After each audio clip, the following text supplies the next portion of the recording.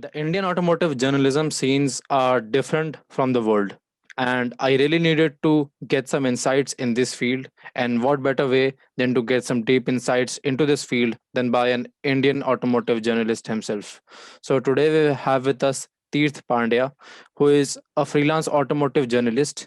He has reviewed many cars since the day he started his journey. So we have tried to break down his journey with cars, with automotive journalism on this episode of Shift with Motordrift.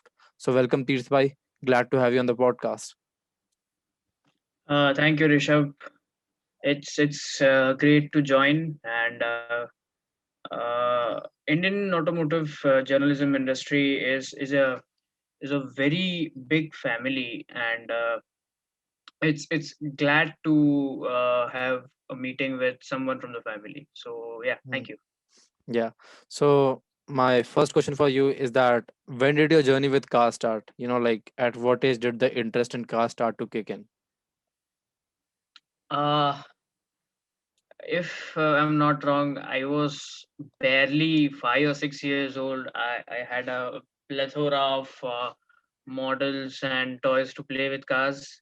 Hmm. But slowly and gradually, in 2003, we got our first family car. That was obviously the Maruti 800. It was a pre-owned one, and I still remember the day. Like my father didn't know how to drive when he bought the car, Hmm. so till he got his license, he learned the car. We just used to sit inside the car and we'll switch on the cassette player and hear some music. Hmm. So that's the farthest memory that goes in my mind. Now, is there a particular kind of car culture at the place you live in? Like, are there any particular type of cars that are in huge numbers? For example, some exotics or tuning cars, maybe something like that. Not really. Gujarat is not very mod friendly state, Hmm. but we do have a few say supercars and stuff. So Hmm. Gujarat is basically a state where SUVs are preferred, and we have quite a lot of the high end SUVs Hmm. in Ahmedabad, and the tier 1 tier 2s. Hmm. So you recently got to see the Citroen C5 Aircross. So what do you think Oh about the yes. car as a whole, and like the pricing and the features? What do you think about that? uh, when I saw the car for the first time, at that point of time the pricing wasn't yet announced, Hmm. and I had a talk with the dealer principal, the dealership people, as well as someone from Citroen India. So their initial pricing hint was say something about 29 or 30 lakhs. And the thing is, most of the OEMs, most of the brands, they like give a higher number and then launch the car at a very very low price. And that was what we expected with the C5 Across. Like uh, since the brand told us 29, 30, we were expecting something around a ballpark figure of 24, 25, but that unfortunately didn't happen. Hmm. And now what I feel is like for 29, 30 lakhs, that's a ex showroom price. Hmm. So this being a CKD, you can expect an on road price of about 34, 35 lakhs, which to be honest isn't worth what it offers. Hmm. Like there are some bits that are, in particular I didn't like. Hmm. For example, the second row. So Hmm. what the thing is, like, the second row has three individual seats Hmm. that can be adjusted for rake and incline. Hmm. So that was something that I didn't like, because if you are built on the heavier side, then it won't be comfortable for you, whereas Citroen's USP is comfort. Hmm. So that doesn't make sense for that. Hmm. And other than that, there were a few bits. For example, the gear lever, the bonnet opener, all they were for LHD orientation, because it's quintessentially made for the LSD market.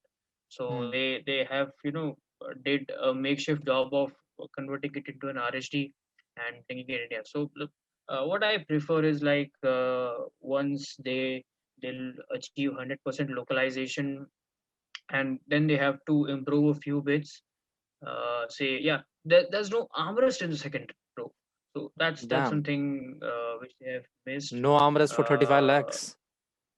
exactly. So that's something that you don't even expect for a 35 lakh car. No. Then so there are some bits that you say like once they achieve 100% localization, maybe then only they'll be able to achieve those bits, and probably bring down the price to say 25 lakhs, and Hmm. then it would be a better proposition for the market. Hmm. Because I know that, like cars in half the price will give you beautiful arm bars and all. Armrest, sorry. Not even not even half now. Now like 7-8 lakh rupee cars get armrest. Hmm. So that's something that you don't expect from 35 rupee, like, and that too even from a brand that's USP is comfort. Hmm. Seriously. Now, like a lot of people on the internet, were criticizing the all new Ferrari regarding its name and all. So, what do you have to say about that?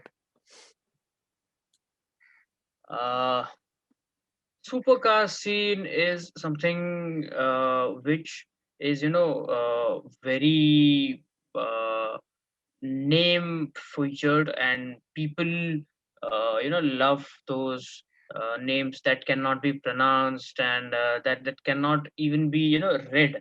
So what I think, like, I don't have a personal opinion on this, because I don't I'm not very much involved in the supercar scene, Hmm. the exotic scene. I'm more into the mass market side. But yes, when you get the news, when you hear these kind of things, you think it like, yeah, okay, chalne do, chalne do.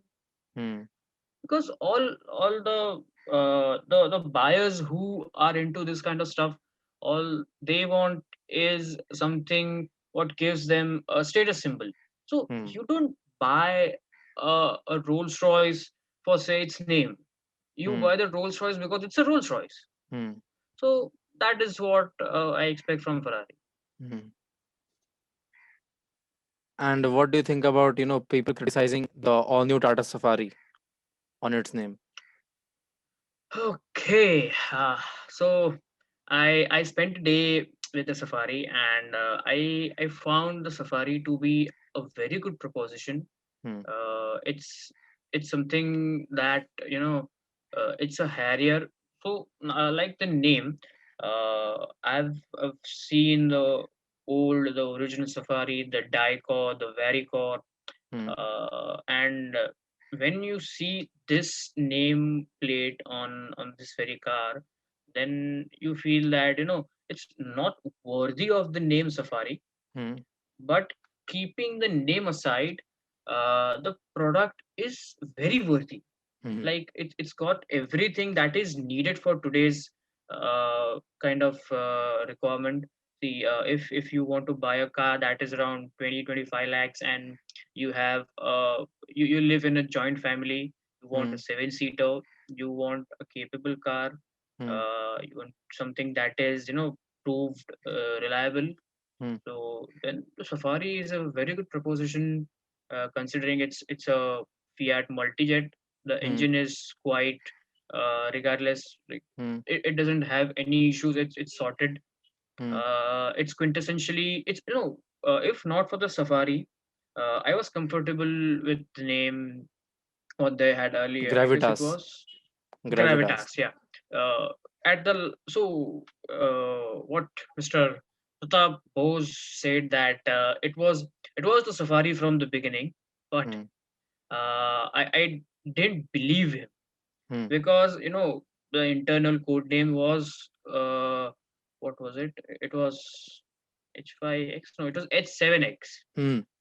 and then it got the name Buzzard Cassini from the Geneva Motor Show, Hmm. and then it became Gravitas, and finally they got it as Safari. So from what I think is that it was a last moment change, and not something that was from the beginning. Hmm. And to this date, I'll call the Safari a Harrier XL or a Harrier Pro Max. So Hmm. that's something, they would have kept the name Gravitas. It would have suited him better. But Hmm. yeah, they went for the name attraction thing that almost everyone is doing as of now. Hmm. It's basically a move done by the marketing department to, like, just hype the car up, to just push the sales, Yeah, because the audience will be they attracted once they wanted hear Safari. to, exactly, they wanted to gain on the name Safari. Hmm. Because Tata has established it, and they would be like, then they're like, why, if we have established the name Safari, then why not use it further for our further models? Like Exactly. Ford used it for the Mustang Mach-E.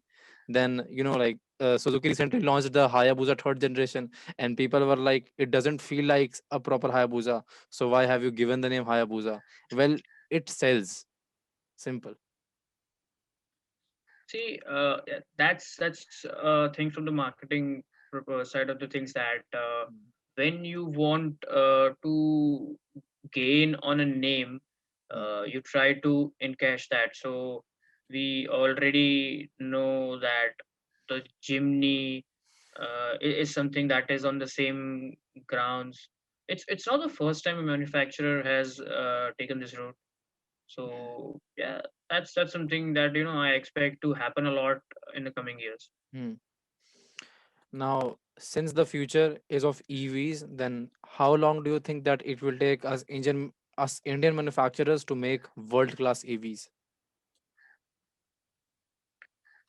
Whew, uh, for to to make the electric vehicles is today a challenge for not just Indian manufacturers, but even for the biggies who are established in the global scene since a lot of years. Mercedes had a tough time. Volkswagen Group is currently having one. All that started was from Tesla, and after that, they started gradually evolving. Manufacturers started, take everything good, and gradually they started improving. We know how Porsche has done it with the Taycan, like they have nailed it with Taycan, and so seeing on those lines, I feel that our manufacturers, both Tata and Mahindra, both were a kind of pioneer in the EV industry in India, because they both had a product at some point of time. They had the E-Verito, they had the E2. I've driven all the three EVs that were in the initial market. So I drove the E2, I drove the E2 Plus, I drove the E-Verito, and I've driven the Tigor EV. Hmm. So what I felt is like all those were a makeshift concept and not a dedicated EV, because for making a dedicated EV you have to develop an a dedicated EV platform. You have to make it in such a way that you can harness the components. So you have to do the R&D from an EV point of view and not an IC point of view. Hmm. So that is something that will take some time, maybe 5 years or what, because as of now, what everything is planned is according to the IC platform. There are a few platforms that are hybrid, and Hmm. that can harness both the IC and EV engines, uh, but uh, a dedicated EV, we are looking at least 5 years. Hmm. Like the next one EV is example of a good attempt by Tata at making It an is it EV. is a good attempt, and what I feel is even the Ultras EV will be equally good, Hmm. because they engineered the Omega platform to harness both the EV and the IC components. Hmm. So even that will be a good proposition. We are looking at a timeline, probably this year's end or next year. I Hmm. guess next year only, because as of now the whole Tata timeline is about 2 3 months behind.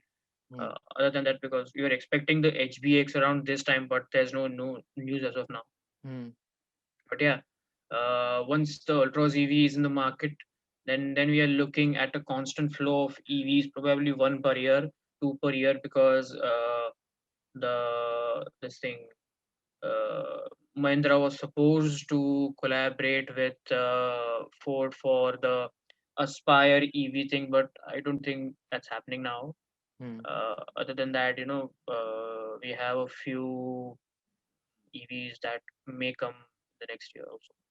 Hmm. And even foreign manufacturers like MG with their ZSEV and Hyundai with their Kona are pushing the limit. They are just trying to create a market of their own. Because in those segments in which they are selling the cars, there is no currently an Indian EV. So they are Yeah. trying to become a monopoly like in those segments. So what the current segmentation is like? The most affordable EV is what, the Tigor EV as of now, Hmm.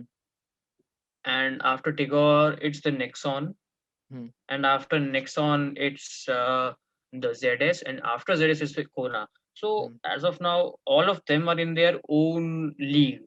because see, ZS EV is something about 19 to 21, Hmm. and Kona is around 23.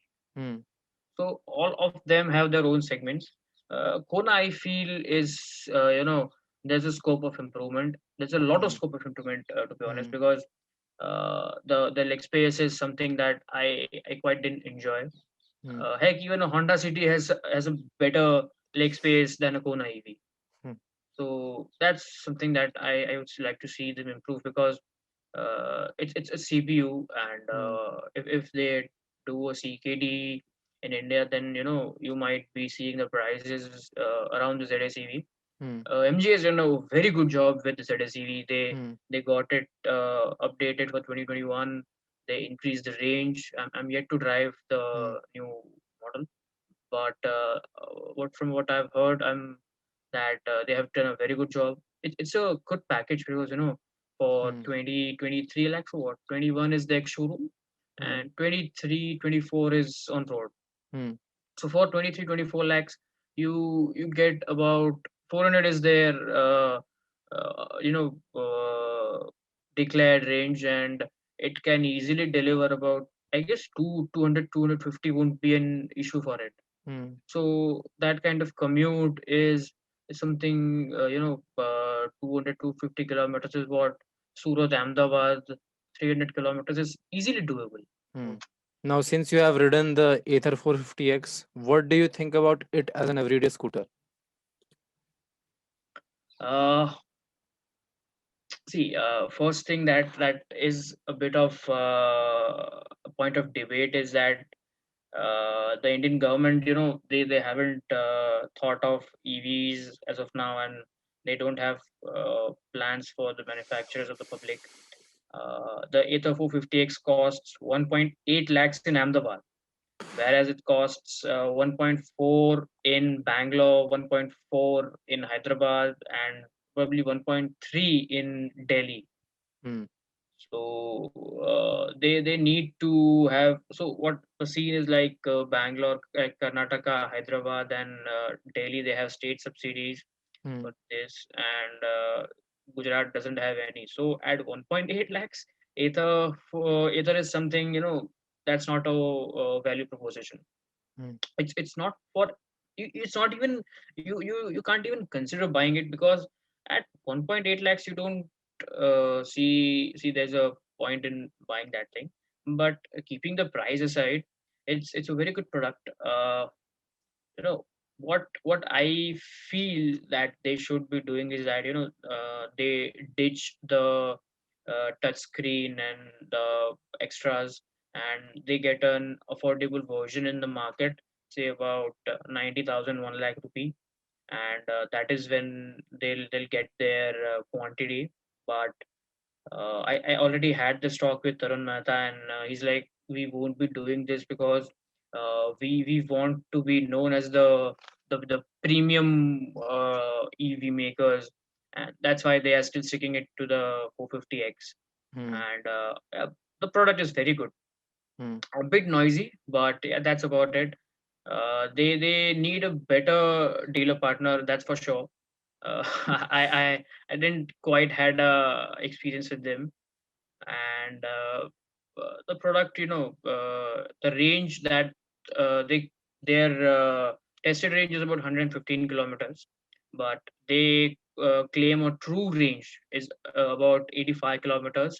That's in economy mode. Then in the ride mode, it's about 65, 70. Then as you go down and in warp mode about full charge, you get 40, 45 kilometers. And literally, warp mode is something that's very, very addictive. At the twist of the throttle, you won't even notice that you are doing 80 kilometers per hour. Hmm. It's very, very brisk. Hmm. I had a moment with the Duke 390 at a signal.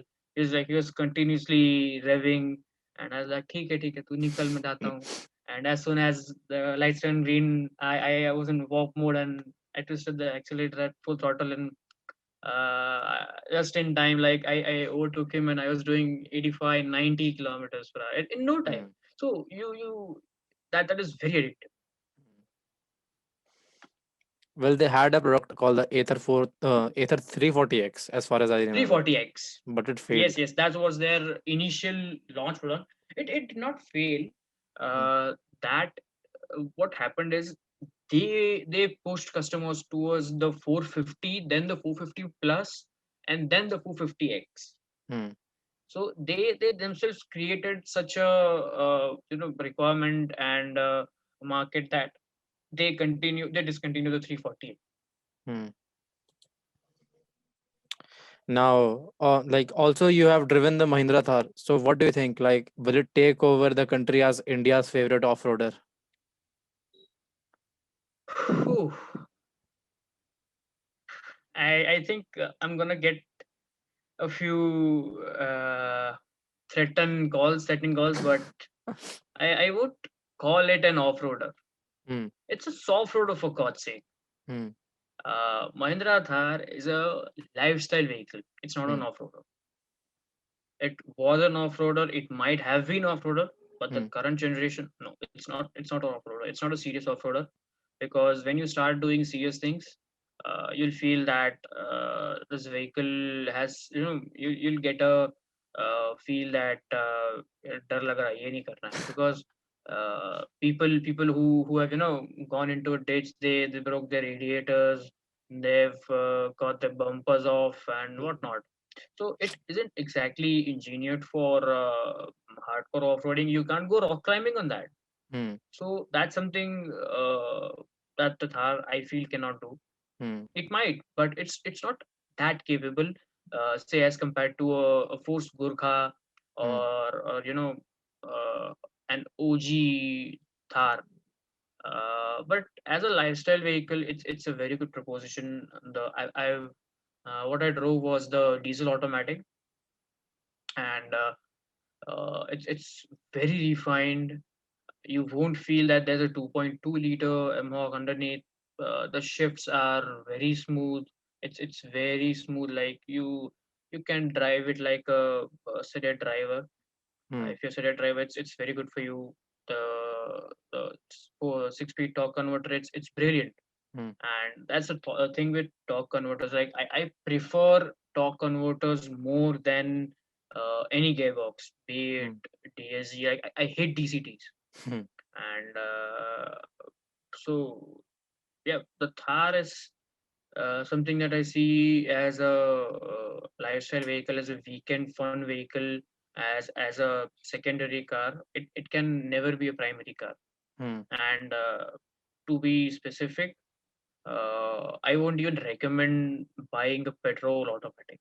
Hmm. The petrol is a very good unit. Hmm. I just had a short spin in that. It's a very good unit, but the fuel efficiency figures, my God, they are scary. Single digit, man, 6-7 kmpl. Damn, that's too low. Like that. That's that's Mustang category. Heck, I can like people have taken 8, 9 kmpl in a Mustang. Hmm. So that's something that you don't expect from a Thar. Hmm. And I think that people who took it to, like hardcore off-roading still thought of it as the OG Thar. Like, oh, like it used to do some crazy stuffs, but no. This Ah, one, nah. This one lost some of its charm and it became more of a road car than, like a proper hardcore off-road car. exactly, exactly. And the You just proper, can take it to a Dil Chahta Hai Goa trip, but ah, no, for off-roading or rock climbing shit, you can. hmm. Now only I think the Gurkha Extreme is the one that is a proper off-roader. Like it doesn't even have like radio and all. The only feature which I have seen is it has an AC and off-road modes. That's all it Uh, has. there's a refreshed Gurkha coming on. It's like the one that we saw at the Auto Expo. Hmm. It's been like it's coming in since quite a long time now. It's been about what 1.5 years. Hmm. We saw it in the February. The BS6 was supposed to be launched by August, but Hmm. the pandemic hit, forced India bad. Like their travel is also delayed. Hmm. Their Gurkha is also delayed. But that's it. I'll pick the Gurkha over Thar any day. Same here, same here. Especially cause like I like to do some off-road stuff. Serious one. I have a friend in our team BHP Gujarat circle, Hmm. and he's a proper off-road junkie. Like he used to own an MM 550 Hmm. that he totally rebuilt with lift kits and stuff like that. Then he bought an Gurkha. Hmm.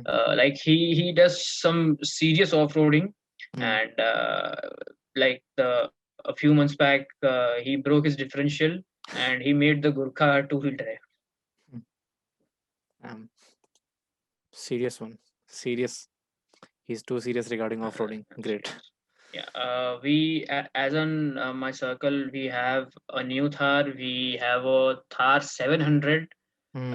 We have the Gurkha. There's the old MM 50 that I'm talking about. It's still in the group, but with a different owner. Hmm. Then there's another Thar that has been stage two tuned. Hmm. Then there's a major short wheelbase, Hmm. and then there's a disco, and then there is there was one more. Okay, yes, there's a CJ3V, and probably a defender is on the line. May come in a few months time. Impressive lineup. No, that's Hmm. Now, Lamborghini India, recently created a record of selling more than 100 Urus in India. And a few weeks ago, Aston Martin came up with the DBS. So, do you think that the DBX will give the Urus some sort of competition? no, Hmm. not at all. To be like it's a very short answer because the reach of Aston India as compared to Lamborghini is not even 10%. Hmm. Aston has only one dealership in India, that's Aston Delhi. Hmm. Lambo has what about five, six dealerships? Hmm. That's Bombay, Delhi, Bangalore, Hyderabad, uh, maybe Hyderabad. Hyderabad.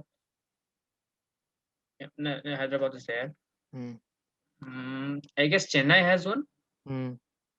Chennai should have one. So that's about four to five dealerships. So that's Hmm. the first aspect. Then the DBX, as compared to the Urus, it's a very uh, classy kind of taste. Like the people who have a classy, they want something something subtle but elegant. Those Hmm. kind of people will pitch in for the DBX, whereas Urus is something more like I own a Lamborghini. I want Hmm. to own another Lamborghini. Okay, it's LCV this time, so I'm Hmm. gonna buy the Urus. Hmm. So that's kind of people those who are looking for the Urus. Okay. Now, when did you decide that you have to get into this field of automotive journalism?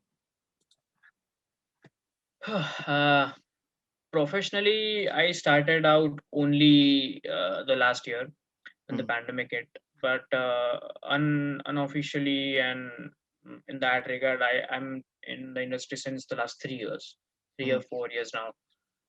I The first one was about 2018, when the 2018 Auto Expo was held. That was the first time I was in the media category, and then Hmm. that was repeated in the 2020. And so the organized thing was started back in 2020. Hmm. But I wanted to join the field since say 2019, I guess. Like I made my mind so okay that yeah, you have to do this. It's a very good thing. But then you get inside the industry, you get to know people, you get to know about the darker sides, and you still think that is it a good proposition? So that's Hmm. Now, like, so it's been about 9 months, I guess, since you have started reviewing cars. So, how has been your experience so far? it's more than that, because Hmm. so that was the professional experience and all. Counting everything, I think it's been very good. Uh, the Like in the starting, you have to stick to dealer cars. You have to request them. They don't understand. They understand. That's a different thing. Some dealers are very cooperative. Hmm. Some dealers are not at all cooperative. Hmm. Some brands are also cooperative. Some are not. Hmm. So to work your way up, I'm still working my way up. I'm not. I don't even count myself to be a journalist. That's why I use the tag aspiring. Hmm. Because that is something that doesn't happen over a period of months. That Hmm. is something that takes years. Like you have to get the professional expertise, the professional experience. Hmm. But since then, reviewing cars, you once you start to understand what aspects that you have to look into. You say when you're driving one, you get to remember like, oh, okay, we were driving that one, and how did it felt? So then it came like, okay, okay, this Hmm. feels good. This is something that needs to be improved. In the earlier stage, I wasn't able to point out the negatives, because I feared that the dealers, they might feel bad, they might not give me cars for the second time. But over the period, I understood that there's something that we have to be specific about. Like Hmm. you just cannot misguide your audience. Hmm. And Exactly. that is when I decided I won't be doing this kind of things. And then I started out calling out each and every con in the car. Some dealers, they were like, "Nahi, you're doing this wrong," and all. Delete it, delete it. But yeah, I Hmm. didn't budge. Then the dealers also started understanding that yeah, that's something that is my job, and if I don't do that, people consider me biased, and they won't even respect my opinions. Hmm. So to build that initial image, you have to make the grounds clear. Hmm. Now, can you explain to the audience like how is the life as an automotive journalist, like going to car launches and like going to dealerships and all the whole day? Mm, uh, like it's something that initially you'll enjoy the launches. Hmm. Initially, you'll sit, uh, you'll you'll meet people. One of my favorite things to do at a launch or at a dealership is to make contacts. I love to make contacts. I love to make connections. Hmm. I love to meet people. Hmm. Uh, I love to interact with them. Because personal connection is something that if you develop correctly is going to help you a lot in Hmm. the industry in the future. It's the same we are And doing. that's something that I understood in the very beginning. Hmm. And you know I yeah, exactly, man. Hmm. So I've met a few wannabe influencers who were at the launch just to have free food, Hmm. or to get the gifts. Like, were you have you attended the 2018 Auto Expo? No, I couldn't because I had some exams and some stuff going on. But yeah, I know, Hmm. like these So, automotive 20 reviewer get some gifts and all, like some scale models and all from yeah. manufacturers. So what happened was, I'll share in this incident. 2018 it was. So what happens is, before the expo begins for the public, Hmm. there are few days that is reserved for the media.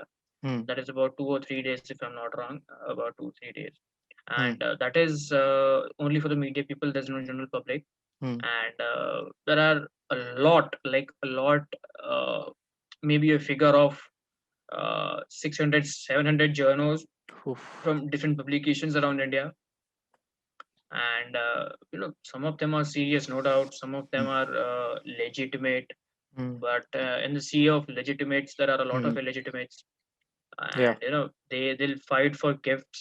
So I remember this particular incident. This was at the Kia Pavilion. It was Kia's first year in India Auto Expo, and they had this big huge counter for getting the gifts to journalists, and these so-called journals, like, they created a line. There was a ruckus, and there's a lot was going on. People started yelling at Kia people, and someone had a some there was some heckle, and someone overturned the whole table.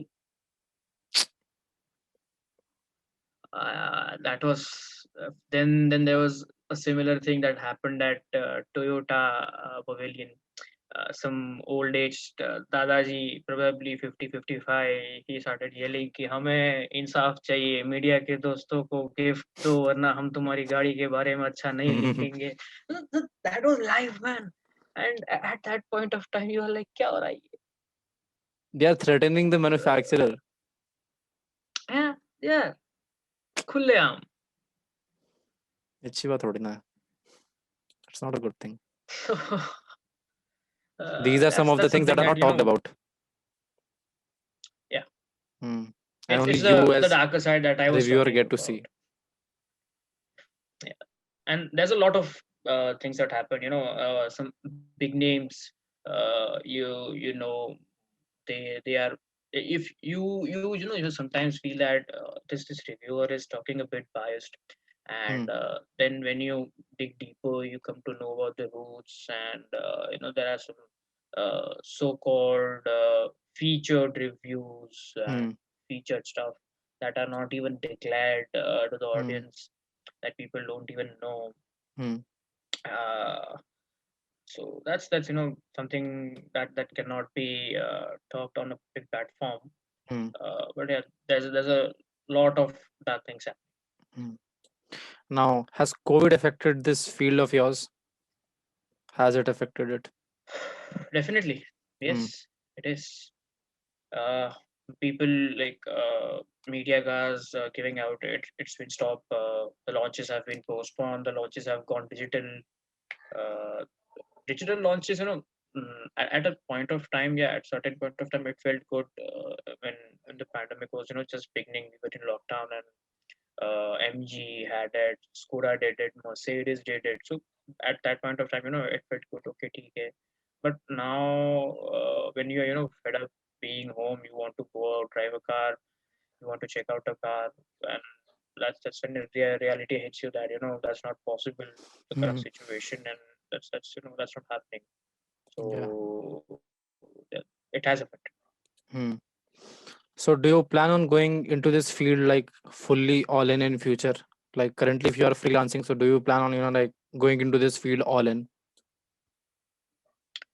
Uh, this is something that I've not yet honestly thought about. I have given it a few thoughts, Hmm. like, mm, maybe I'll jump into it. But one thing is that is for sure is that if not for freelancing, I'm not going to start my independent portal, because uh, there are plethora of Hmm. portals that are operating in India right Yeah. now, and people don't give a damn about them.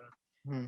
Uh, I'm not about talking even myself. Like there are a few journos, experienced ones, 10, 15 years experience, and they start their own portal, but that doesn't even get the audience that it deserves. So Hmm. that is something I'm not going to jump into. I've thought about it that if it happens and when it happens, I'll probably join some media house, Hmm. but not my own portal.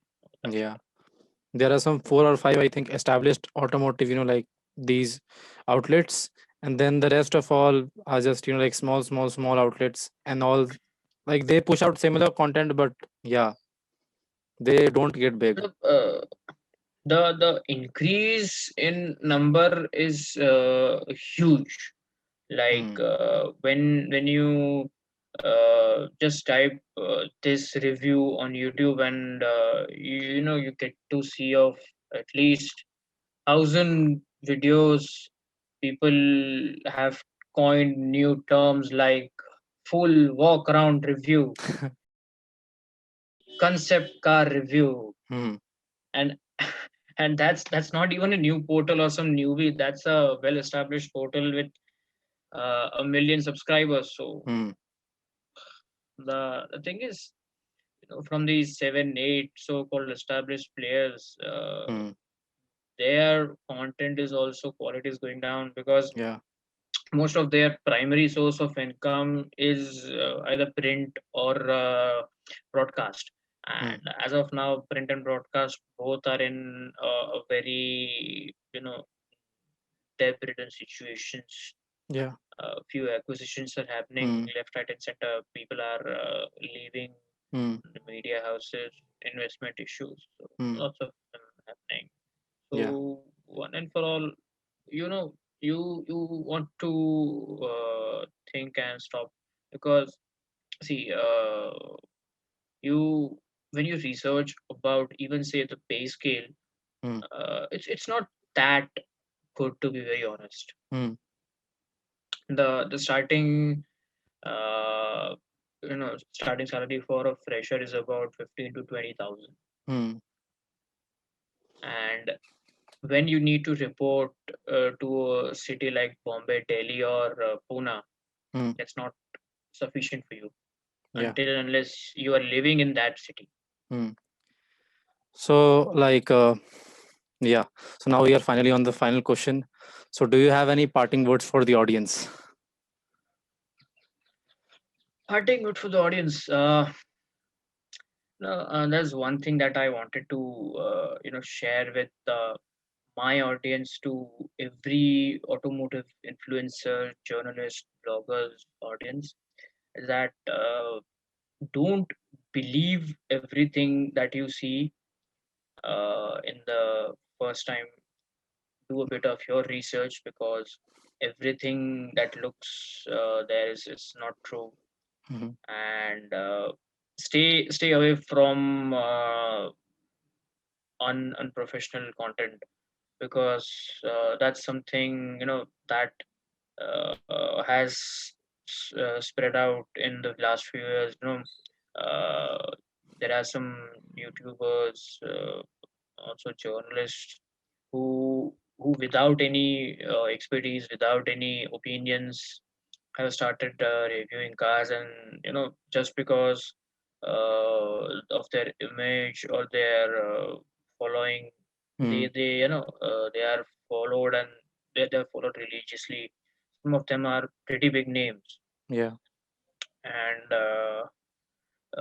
so what the issue is, like when you follow these content creators, and you first start observing their lifestyle. So you think, yeah, what a lavish lifestyle. He's Hmm. going there, he's going there, he's flying there, he's flying international, he's driving big cars, he's driving Ferrari, he's driving McLaren, blah blah. Then you analyze the content, you analyze the audience, then you get to know that it's not even something that will make sense. Yeah. There are a few examples, and other than that, it's something, the automotive journalism industry. It's it's a small world. Like Hmm. it's this much. Hmm. If if I, you see, as of now, I don't even have your phone number, Hmm. but I at least have, say, 3 or 4 contacts. If I just drop a message to them, I'll have your contact number within minutes. Hmm. So that is some kind of bond, relation, connection that you should be creating. Hmm. And at one point of time, uh, and probably, so from the last 2 months, I'm kind of out in touch with the industry. I'm Hmm. uh, so putting a lot of effort into some other things. And Hmm. so yeah, as of now, I'm handling PR and media for a motorsport team. So that's my university's motorsports team, that is TTO Motorsports. Hmm. And I've joined that team as PR and media executive. Then I'm also into the manufacturing side of things. Hmm. And due to that reason, from the past about 2 months, I'm not very Hmm. well in touch with the industry. Hmm. But still, people have known me as someone who is connected everywhere. Hmm. Like a few PRs, like they're very good friends. They would, like, call in for, like, यार उस journalist का number चाहिए हैगा तेरे पास, भेज देगा? But Hmm. ठीक है, okay, I'll do it. And vice versa with the journos. They're like, अरे यार, इस brand का PR है क्या तेरे पास? बोला हाँ Hmm. ठीक है, भेजता हूँ. So Hmm. that is a kind of connection, contact you have to build. So if you're someone, who wants to jump into the industry and start with journalism, you should have uh, brilliant contacts. Hmm. And that is, something that you don't make in just overnight. You have to put in efforts. You have to take initiatives from your side, Hmm. because building contacts is something very, very, very important. Yeah. And I've discussed this with a lot of people. Hmm. So that's something that all of them agrees. Hmm. And it's India, right? Because Hmm. India में जुगाड़ के बिना कुछ नहीं चलता. Hmm. And you have to create a jugaad of some sort in every situation. Hmm. So yeah, if you are someone, who wants to start with the industry, make your contacts. It doesn't matter what kind of content you create. Hmm. You create either in Hindi, you create in Gujarati, you create in Malayalam, in Czechoslovakian, I don't mind. Hmm. You just have to be very confident with your content. And think that you are influencing. If you're not, you think it, you don't even have a reach of 200 people, then also just keep in mind that at some point of time, you will be influencing a lot of people. Hmm. And you should keep that in mind. And create a content. You should never misguide the audience, because that is something that I think is kind of unethical. Yeah. So yeah, don't misguide people. Always think of legitimate ways. Hmm. And work on your writing. Journalism industry is something that, in the old school times, it has been sorted to writing, Hmm.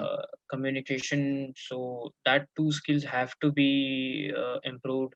Like Hmm. when I started out, my writing was very mediocre level. Hmm. I started reading out more articles, more and more books. Hmm. And from that, I took some inspirations. I had a basic idea that, what kind of writing people do. Then brush up on history. So that's something very subjective for people to people. I've loved reading about history of brands. And whenever I am writing an article on some of the other brands, some of the other mm, specific car, then I make sure that I have enough research. I like properly take a dive in the brand's history, in the specific car's history. So when you write something, you have to do your research part, and yeah, that's Yeah. that. So doesn't doesn't matter what kind of content you create. Just Hmm. make sure you're doing the right thing. Hmm. And ultimately, your network is your net worth. Yes, yes, yes, Hmm. Hmm. yes. So, thank you, Tirth Bhai, for being on the podcast. Love to have you as a guest. Uh, Thank you, Rishabh, for giving me this chance. Hmm. I wanted to share a lot of things with people, Hmm. and amidst this pandemic times where Yeah. people are confined to their home, I'm confined to my home. Hmm. It feels good to share something with someone who has a similar taste as Hmm. yours, and people sometimes find me crazy that, dude, how can you even recognize the car by just looking at it? I Hmm. mean, like, ये तो मेरा काम है. यही तो मैं करता हूँ. That's what I do for a living. Hmm. So Yeah. that's it. So, thank you, bhai. Thank you. I appreciate it. Thanks a lot, Akshay. Hmm. Yeah, and take care, everyone. It's the times. Hmm. Yeah. So, bye for now. Chalo.